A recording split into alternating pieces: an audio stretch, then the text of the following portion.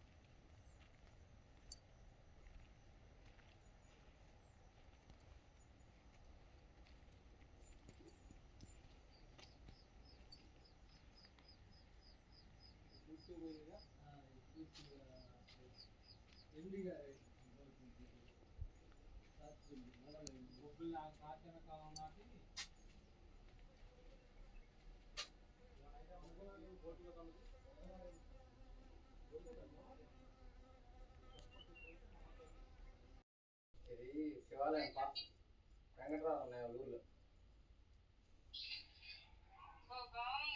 దండం పెట్టుకోండి.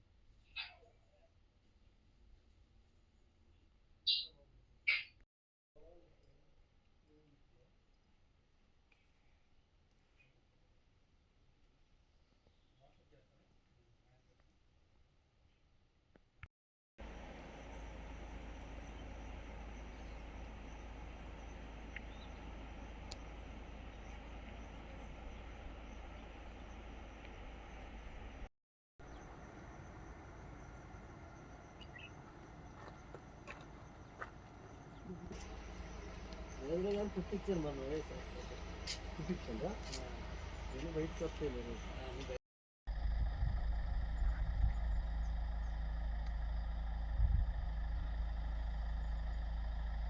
నువ్వు కొట్టే వస్తుంది యూట్యూబ్లో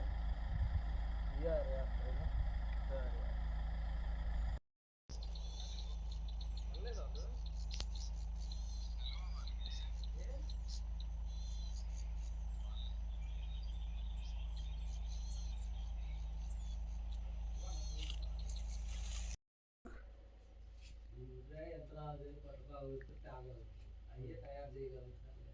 అదే ఆ టైప్ సేమ్ చేయకూడదు, సిమెంట్ వేసుకోవడకూడదు, ఓన్లీ కట్టుబడి రాయే ఉంది. ఏం ఇచ్చినట్టుంది అట్లా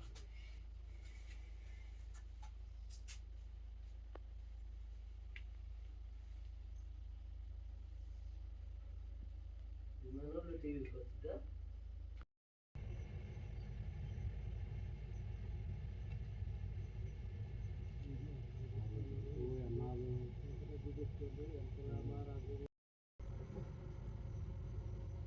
ಯಪ್ಪ ಹಂಗೆ ಮಾತಾಯಪ್ಪ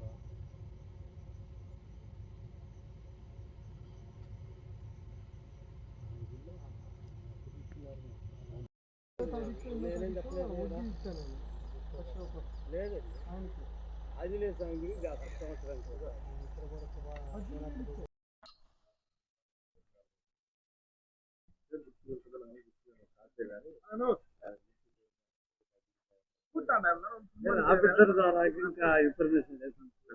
నమస్తే అండి, నా పేరు బొజ్జా వెంకటరామయ్య. మాది దాచిపల్లి మండలం పొందుగోల పంచాయతీ శ్రీనివాసపురం గ్రామం. ఇది శివాలయం గుడి అండి. ఇది గత 250-300 సంవత్సరాల క్రితం నుంచి ఉన్న గుడి అండి. 1200 సంవత్సరాల క్రితం ఉన్న గుడి అండి. ఇది గుడి చాలా విశిష్టమైన గుడి. రాజులు చాణక్యులు దీన్ని బొబ్బనాగం గుడి అంటారు. దీన్ని అప్పట్లో చాలా విశిష్టంగా కట్టడం జరిగింది. ఆ రూపుదిద్దడం కానీ, ఆ కట్టడం కానీ, అదేవిధంగా మనం చూసుకుంటే అప్పట్లో మనకి ఏ విధమైన పనిముట్లు లేవండి. సొంత చేతితో కర్మాగారాలతో సుత్తి శావనంతో చేసినటువంటి శిల్పాలు ఉన్నాయండి. ఇప్పుడు మనకి మిషన్లు వచ్చినాయి, కానీ అది వరకు రోజుల్లో మనకి ఎటువంటి లేవు.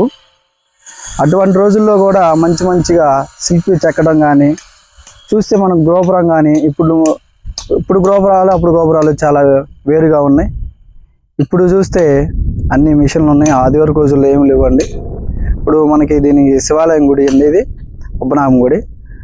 మనం ఇక్కడ కోరుకుంటే ఖచ్చితంగా నెరవేరుతుంది. దీనికి అప్పుడు ఎవరు లేరండి. దీనికి ఒక మా పూర్వీకులు చెప్పేవాళ్ళు, ఇక్కడ నాగ సర్పం ఉండేది, పాము ఉండేది, దానికి రక్షణగా శివుడికి రక్షణగా పాము ఉండేది అని చెప్పడం జరిగింది. మా పూర్వీకులకు కనిపించిందంట. అదేవిధంగా అదే నమ్మకంతో మేము కూడా ఈ గుడికి రావటం, మొక్కులు తీర్చుకోవడం చేసినామండి. చాలా విశిష్టమైనండి. Thank you. శ్రీ రామలింగేశ్వర స్వామి వారి దేవాలయం. ఈ దేవాలయం ఉందో ఇది శ్రీనివాసపుర గ్రామం, పొందుగోల పంచాయతీ, దాచపల్లి మండలం, పల్నాడు జిల్లాలో ఉందండి. ఈ దేవాలయం మా దేవాలయం చాలా పురాతనమైన మరియు విశిష్టమైన దేవాలయం. ఈ దేవాలయం సుమారు 1200 సంవత్సరాల క్రిందట కేవలం 2 తల్లి, 1 తండ్రి, 1 కొడుకు చేత ఈ దేవాలయం నిర్మించబడిందని శాసనాల్లో రాసి ఉంది. ఈ దేవాలయాన్ని అనాదిగా బొబ్బనాగమ్మ గుడిగా పిలుస్తూ ఉంటారు. ఈ దేవాలయంలో ఆ దేవదేవుడైన మహాదేవుడు శివుడు పూజింపబడుతూ ఉంటాడు. ఈ దేవాలయానికి శ్వేతనాగు రక్షణగా ఉంటుందని, ఆ శ్వేతనాగు ఎప్పుడు ఈ దేవాలయంలో సంచరిస్తూ ఉంటుందని ఎందరో రైతులు దాన్ని చూశామని వాళ్ళంతా చెప్తూ ఉంటారు. కానీ ఈ దేవాలయం చాలాలు పూజలకు నోచుకోలేదు. ఎందుకంటే కొంతమంది దుండగులు గుప్త నిధుల కోసం ఈ దేవాలయాన్ని ధ్వంసం చేశారు. తర్వాత ఈ దేవాలయం విశిష్టత గుర్తించి ఈ పురాతన దేవాలయం ఎండోమెంట్ ఆర్కియాలజీ డిపార్ట్మెంట్ వాళ్ళ చేతిలోకి వెళ్ళిపోయింది. తర్వాత చాలాలు దీన్ని పట్టించుకోలేదు. కానీ ఇప్పుడు ఆర్కియాలజీ డిపార్ట్మెంట్ వారు దీన్ని పునర్నిర్మాణం స్టార్ట్ చేశారు. ఎక్కడైనా ఈ దేవాలయాన్ని తొందరగా కంప్లీట్ చేసి ఈ దేవాలయాన్ని ప్రజలకు, భక్తులకు అందుబాటులో తీసుకురావాలి, దీని పునర్వైభవం కల్పించాలని కోరుకుంటున్నాం. ఈ దేవాలయం చాలా విశిష్టమైందండి. ఇది చుట్టూ పచ్చని అడవి, చుట్టూ సెలయేర్లు, 2 పక్కల నది, ఎంతో ఆహ్లాదకరమైన వాతావరణంలో ఉంటుంది. ఈ దేవాలయం చాలాలు భక్తులకు కోరిన కోరికలు కొంగు బంగారంగా నడిచింది. ఈ దేవాలయాన్ని ఇప్పటికైనా త్వరితగతిన పూర్తి చేసి రాష్ట్ర ప్రభుత్వం మరియు కేంద్ర ప్రభుత్వం తొందరగా దీన్ని కంప్లీట్ చేసి భక్తులందరికీ అందుబాటులో తేవాలని మేమందరం కోరుకుంటున్నాం. నాడు శ్రీనాథ కవిసారంభుడు పల్నాటి సింహ గురించి మాట్లాడుతూ చిన్న రాళ్ళు, చిల్లర దేవుళ్ళు, నాగునేటి నీళ్లు, నాపరాళ్ళు, సర్పంబులు, తేళ్ళు, పల్నాటి సీమ పల్లెటూర్లు అని ఆయన ఆ రోజు అన్నాడు. కానీ ఈరోజు దాచపల్లి మండలంలో ఒకసారి చూసుకుంటే 11వ శతాబ్దంలో కళా నైపుణ్యం ఉట్టిపడేలాగా మరి నాయకురాల నాగమ్మ నిర్మించిన చెన్నకేశ దేవాలయం కానీ, అదేవిధంగా పొందుగుల గ్రామ సమీపంలో అత్యంత పురాతనమైన శిల్పకళతో ఉట్టిపడేలాగా మరి అక్కడ బొబ్బనాగమ్మ దేవాలయం అంటే రామలింగేశ్వర ఆలయం, ఈ 2 కూడా ఇటు పక్క చూసుకుంటే మాచర్ల చెన్నకేశ్వర స్వామి దేవాలయం. మరి చెన్నకేశ్వర స్వామి దేవాలయంలో అక్కడున్న మండపాల్లో మహాభారతం లిఖించబడి ఉంది.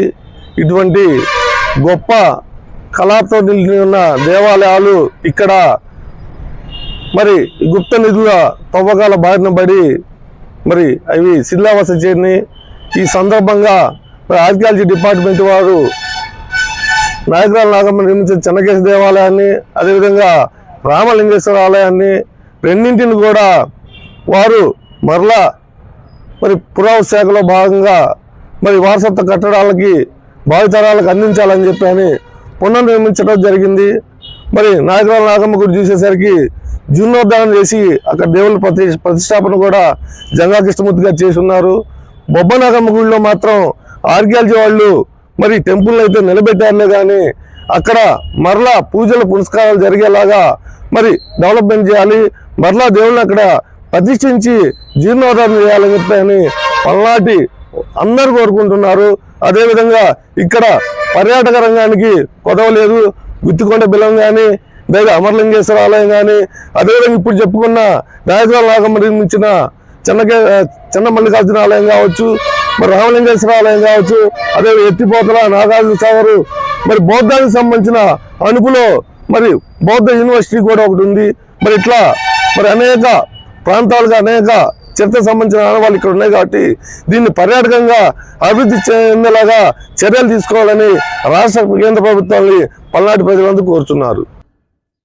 పల్నాడు జిల్లా దాచేపల్లి మండలం శ్రీనివాసపురంలోని పురాతనమైన శివాలయం బొబ్బనాగమ్మ గుడి అని పిలుస్తారు. పక్కనే మరి దండాగు ప్రవహిస్తుంది. మరి 8వ శతాబ్దం నాటి ఆ శివాలయాన్ని ప్రభుత్వం పురావస్తు వారు మరి మరలా నిర్మిస్తున్నందుకు మరి మంచిది. ఇలాంటి దేవాలయాలు యొక్క విశిష్టతని మరి పురావస్తు వాళ్ళు అందరికి తెలియజేసే ఉద్దేశంతో ఆ దేవాలయానికి పూర్వవైభవం రావాలని ఈ పల్నాడు ప్రాంతంలోని ఎన్నో దేవాలయాలకి మరి ఇలా నిర్మాణం చేస్తే అందరూ సంతోషిస్తారు. పల్నాడు జిల్లా దాచేపల్లి మండలం గామాలపాడు. నా పేరు ఎలగాల నరసింహారావు. పక్కన శ్రీనివాసపురం 1200 సంవత్సరాల కింద బొబ్బ నాగమ్మ అన్న గుడి అలా కడతం జరిగింది.